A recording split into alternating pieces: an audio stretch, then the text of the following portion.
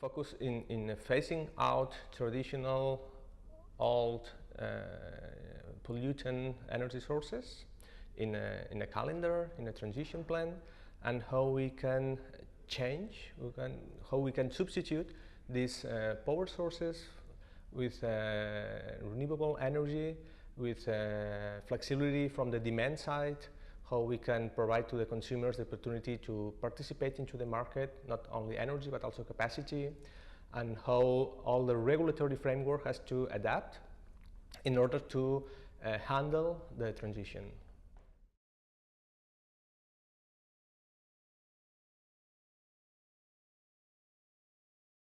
Key challenges is maybe a matter of how we adapt our consumption model, industry, commercial, residential, to a low density energy sources like renewables. That means that maybe we have to understand that it's not only a matter of energy but a matter of capacity.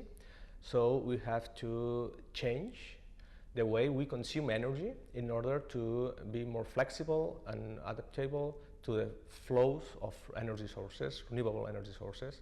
And I think that this is maybe the most challenging thing. And secondly, I think that it's also necessary to provide a regulatory and legal framework that helps the new technologies, the new business models to really success and to make it possible as soon as possible, because we somehow are in a hurry, so we cannot afford to waste time in regulatory issues that delay the decisions we must take.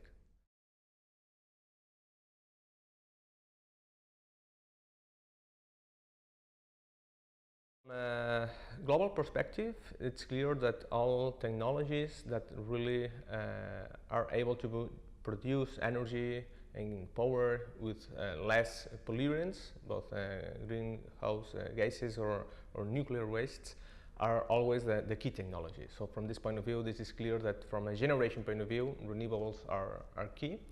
And in very dense cities and towns and countries, maybe wind offshore is called to be one of the main players.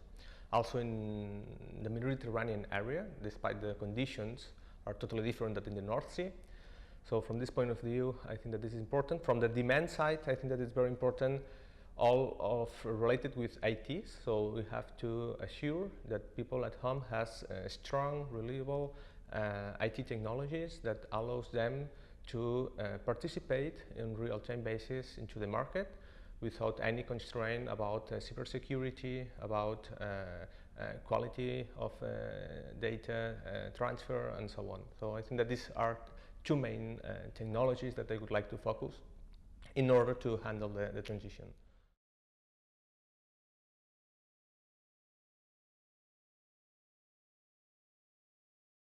My business is basically helping governments and companies in order to take the decisions for handle and to tackle the energy transition. So this knowledge is necessary to help the decision makers to take the right decision. So I think that we are in a very uncertain period of time that needs this knowledge.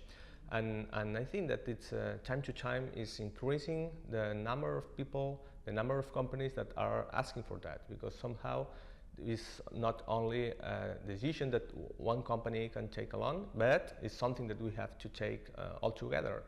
I like also a lot the social aspect of energy transition, and I think that if companies are not able to understand that the consumer is the center of the energy market for the next years, they will maybe lose opportunities to develop their business. So I think that providing insights and support to companies to help them understand the importance of the consumer and what does it mean in practical terms, I think that this is something that will be very fruitful in the next years.